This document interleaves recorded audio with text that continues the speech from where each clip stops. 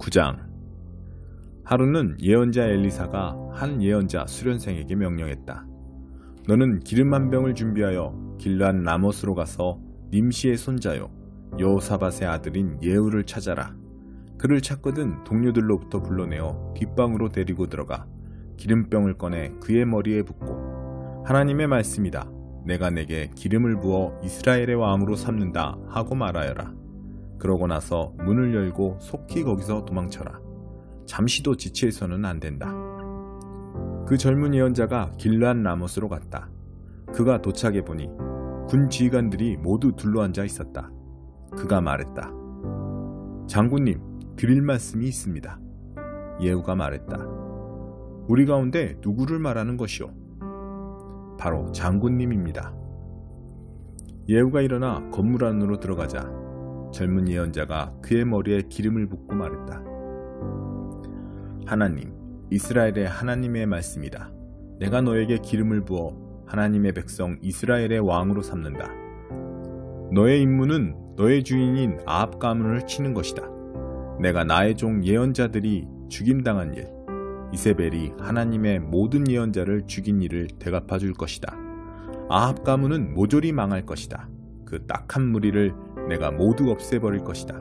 내가 반드시 아합 가문도 느밧의 아들 여로보암 가문, 아히야의 아들 바아사 가문과 똑같은 운명을 맞게 할 것이다. 이세벨은 죽어서 이스라엘 넓은 들판에 있는 개들에게 먹힐 것이요 땅에 묻히지도 못할 것이다. 그러고 나서 그는 문을 열고 급히 도망쳤다. 예후가 자기 주인의 지휘관들에게로 다시 나가자 그들이 물었다. 별일 없소? 그 미친 녀석이 그대에게 뭘 원하는 거요? 그가 말했다. 그런 부류의 인간들이 하는 말은 그대들도 잘 알지 않소? 어물쩍 넘어갈 생각하지 마시오. 그들이 말했다. 무슨 일인지 우리에게 말해보시오. 예후가 말했다. 그가 내게 이러저러하게 말하더니 진정 하나님의 말씀이다. 내가 내게 기름을 부어 이스라엘의 왕으로 삼는다 하더군요. 그러자 그들이 즉각 움직였다. 각 사람이 자기 옷을 집어서 계단 꼭대기에 쌓아 임시 보좌를 만들고 나팔을 불며 예후가 왕이시다 하고 선포했다. 그리하여 님시의 손자여 여호사밧의 아들인 예후가 요람에게 반역하는 모의가 본격적으로 시작되었다. 한편 요람과 그의 온 군대는 아람 왕 하사엘에 맞서 길르앗 라못을 방어하고 있었다. 그때 요람은 아람 왕 하사엘과의 전투에서 입은 부상을 치료하기 위해 이스라엘로 물러나 있었다. 예후가 말했다. 그대들이 정말 나를 왕으로 삼기 원한다면 누구도 이 성에서 몰래 빠져나가 이스라엘에 이 소식을 알리지 못하게 하시오. 그런 다음 예후는 전차를 타고 요람이 침상에 누워 요양 중인 이스라엘로 갔다. 마침 유다의 아하시아 왕이 요람을 문병하러 내려와 있었다.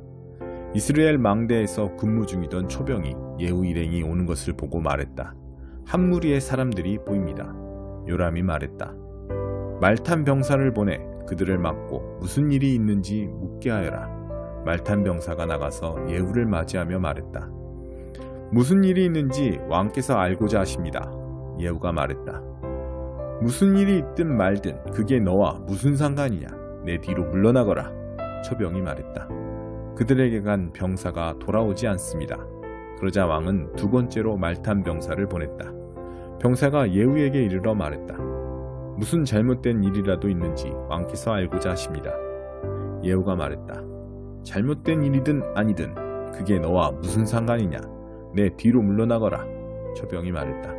그들에게 간 병사가 또 돌아오지 않습니다. 그런데 미친 듯이 전차를 모는 모습이 꼭 님시의 아들 예후 같습니다. 요람이 명령했다. 내 전차를 준비시켜라. 그들은 그의 전차에 말을 맸다.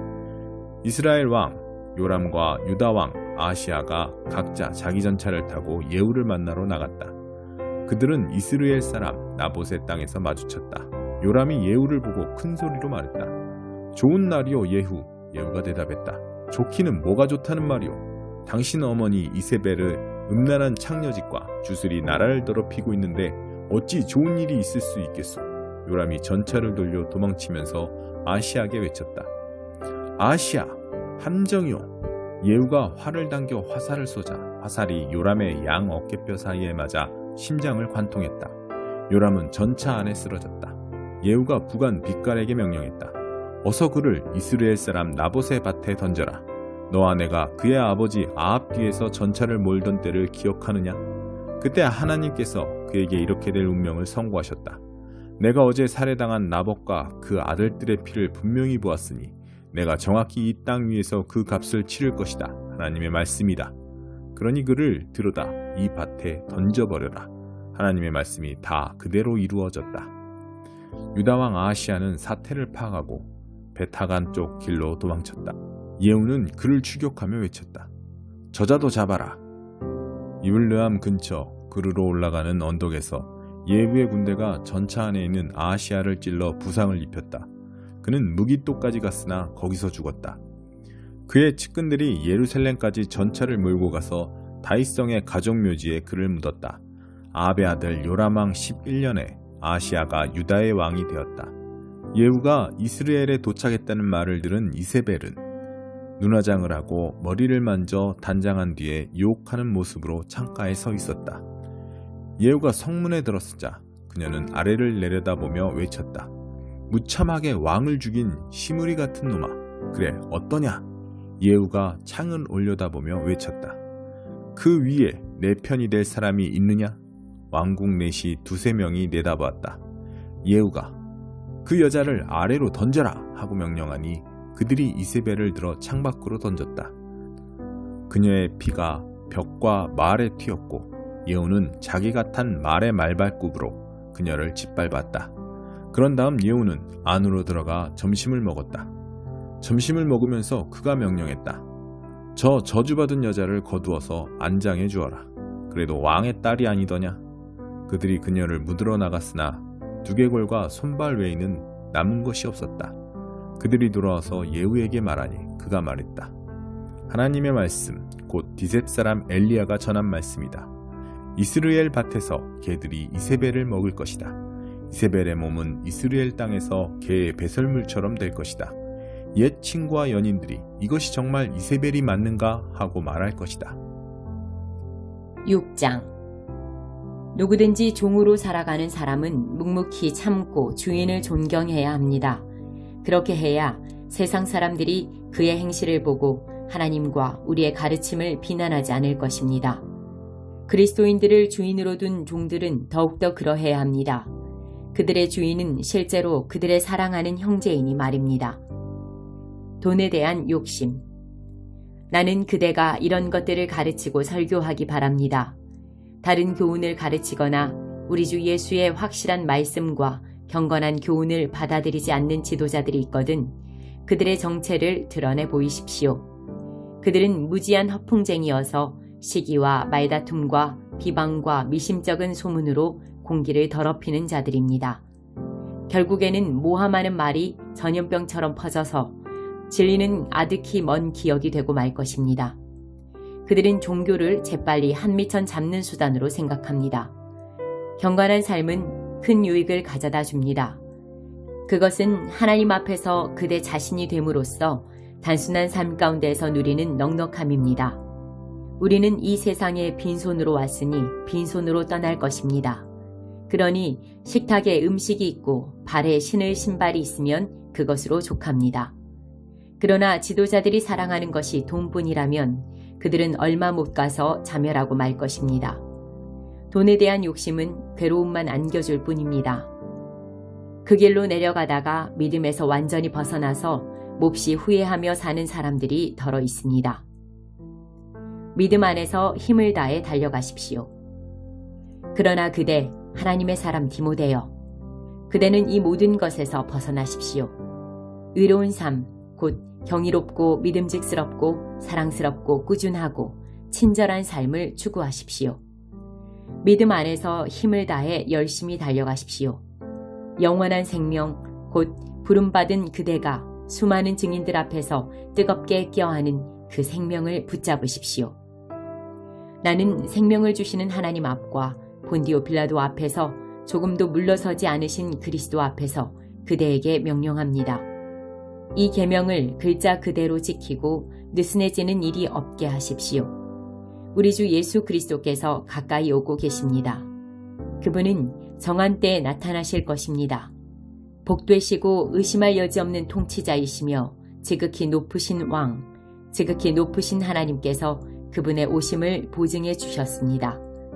그분은 죽음이 건드릴 수 없는 유일하신 분이며 누구도 가까이 할 수 없는 밝은 빛이십니다. 그분은 사람의 눈으로 본 적도 없고 볼 수도 없는 분이십니다. 그분께 영광과 영원한 주권이 있기를. 오, 그렇습니다. 이 세상에서 부유하게 사는 사람들에게 명하여 교만하지 말고 오늘 있다가 내일이면 없어질 돈에 사로잡히지 말라고 하십시오. 그들에게 명하여 우리에게 모든 것을 풍성해 주셔서 관리하게 하시는 하나님을 따르라고 말하십시오. 선을 행하고 남을 돕는 일에 부유해지고 아낌없이 베푸는 사람이 되라고 말하십시오. 그들이 그렇게 하면 그들은 영원토록 무너지지 않을 보물 창고를 짓고 참된 생명을 얻게 될 것입니다. 오 나의 사랑하는 디모데여, 그대가 맡은 보화를 잘 지키십시오.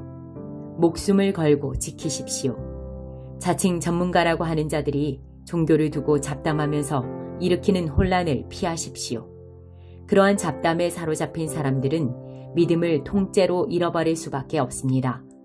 차고 넘치는 은혜가 그대를 지켜주시기를 바랍니다.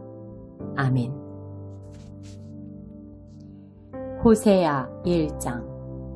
부에리의 아들 호세아에게 임한 하나님의 메시지다. 이는 유다왕 우시야, 요담, 아하스, 히스기야의 통치 기간 중에 그에게 임했다. 이 시기는 요아스의 아들 여로보암이 이스라엘의 왕으로 다스리던 때이기도 하다. 나라 전체가 사창가가 되었다. 하나님께서 호세아에게 하신 첫 말씀은 이러하다. 너는 창녀 하나를 만나 그녀와 결혼하여라. 그리고 그 창녀에게서 자식을 낳아라. 이 나라 전체가 사창가가 되어버렸기 때문이다. 나라 전체가 나 하나님에게 부정을 저지른 창녀들의 소굴이 되어버렸다. 호세아는 그렇게 했다. 그는 디블라임의 딸 고멜을 택했다. 고멜은 임신하여 호세아의 아들을 낳았다. 그러자 하나님께서 호세아에게 말씀하셨다. 그의 이름을 이스르엘이라고 하여라. 머지않아 나는 이스라엘 백성이 이스르엘에서 저지른 대학살에 대해 대가를 치르게 할 것이기 때문이다. 나는 그렇게 해서 이스라엘 왕국과 셈을 끝낼 것이다. 값을 치를 날이 다가오고 있다. 내가 이스라엘 골짜기에서 이스라엘의 활과 화살들을 다 부서뜨리고 그것들을 땔감으로 삼을 것이다. 고멜이 다시 임신했다. 이번에 그녀는 딸을 낳았다. 하나님께서 호세아에게 말씀하셨다. 그 아이의 이름은 자비를 못 얻음이라고 하여라. 나는 이제 이스라엘이라는 말만 들어도 신물이 나기 때문이다. 내 자비는 동이 났다. 이제 더 이상의 용서는 없다. 하지만 유다는 다르다. 그들에게는 계속 자비를 베풀 참이다. 내가 그들을 구원할 것이다. 그들이 구원받는 것은 그들의 군비나 군대, 말과 사람의 힘 때문이 아니라 오직 그들의 하나님 때문이다. 자비를 못 얻음이 저절되자 고멜은 다시 임신하여 아들을 낳았다. 하나님께서 말씀하셨다. 그 아이의 이름을 아무것도 아닌 자라고 하여라. 너희는 내게 아무것도 아닌 자들이 되었고 나 하나님도 너희에게 아무것도 아닌 하나님이 되었기 때문이다. 그러나 장차 이스라엘은 인구가 폭발적으로 늘어 그 수가 바닷가의 모래알같이 될 것이다. 전에 아무것도 아닌 자라고 불렸던 바로 그곳에서 그들은 하나님의 귀한 자로 불리게 될 것이다. 유다의 모든 자들과 이스라엘의 모든 자들이 한 백성이 되어 함께 모일 것이다. 그들은 한 사람을 그들의 지도자로 세울 것이다. 그 무엇도 그들을 막을 수 없으리라. 그들은 이스라엘에서 위대한 날을 맞을 것이다. 119편. 주께서 두 손으로 나를 빚어 만드셨으니 주님의 말씀을 이해하도록 내게 지혜를 불어넣으소서. 내가 주님의 말씀을 기다리고 사모하는 모습을 보고 주님을 경외하는 이들이 용기를 얻고 기뻐합니다. 하나님, 주님의 판단이 옳다는 것을 이제 알겠습니다. 무엇이 참되고 옳은지 주님의 시험을 통해 내가 배웠습니다. 오, 주께서 약속하신 대로 나를 사랑해 주소서. 바로 지금 나를 꼭 붙들어 주소서. 나를 위로해 주소서. 그러면 내가 참으로 살겠습니다. 주님의 계시 그 곡주에 맞춰 춤을 추겠습니다. 사기꾼의 달변이 거짓으로 드러나게 하소서. 저들이 나를 속이려 했으나 나는 주님의 교훈에 마음을 고정했습니다. 주님을 경외하는 이들이 내게로 와서 주님의 지혜로운 인도하심의 증거를 보게 하소서. 내 몸과 영혼이 온전하고 거룩하게 하셔서 내가 언제나 머리를 높이 들고 걸을 수 있게 하소서. 내가 주님의 구원을 간절히 바라다 병이 들었습니다. 주님이 주시는 희망의 말씀을 기다립니다. 주님의 약속이 이루어질 징조를 찾느라 내 눈이 피곤합니다. 주님의 위로를 언제까지 기다려야 합니까? 눈에 연기가 들어왔는지 눈이 아른거리고 눈물이 납니다. 나는 주님의 가르침에서 한시도 눈을 떼지 않습니다. 이 상황을 얼마나 더 견뎌야 합니까? 얼마나 더 참아야 나를 괴롭히는 자들을 심판하시겠습니까? 교만한 자들은 하나님과 그 길을 알지 못하면서 나를 끌어내려고 합니다. 주께서 명령하시는 것은 무엇이나 틀림없지만 저들은 거짓말로 나를 괴롭힙니다. 도와주소서. 저들은 그칠 줄 모르고 나를 몰아붙이지만 내가 변함없이 주님의 교훈을 굳게 붙듭니다. 주님의 모든 말씀에 즉각 순종할 수 있도록 주님의 크신 사랑으로 나를 회복시켜 주소서. 하나님, 주님의 말씀은 하늘만큼 영원하고 굳건하게 그 자리를 지킵니다. 주님의 진리는 유행처럼 흘러가는 법이 없고 해 뜰 때의 땅만큼이나 늘 새롭습니다. 주님의 말씀과 진리는 언제나 믿을만하니 주께서 땅의 기초를 놓으신 것처럼 그렇게 정하셨습니다. 주님의 계시가 내게 큰 기쁨이 되지 않았다면 고난이 닥쳤을 때 나는 포기하고 말았을 것입니다. 주께서 슬기로운 말씀으로 내 생명을 구하셨으니 내가 주님의 교훈을 결코 잊지 않겠습니다. 나를 구원하소서. 나는 주님의 것입니다. 내가 두루 살피며 주님의 지혜로운 말씀을 찾습니다.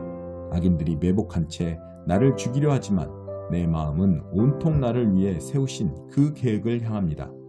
인간에게 속한 모든 것에는 한계가 있지만 주님의 계명을 담기에는 저 깊고 깊은 바다도 부족합니다.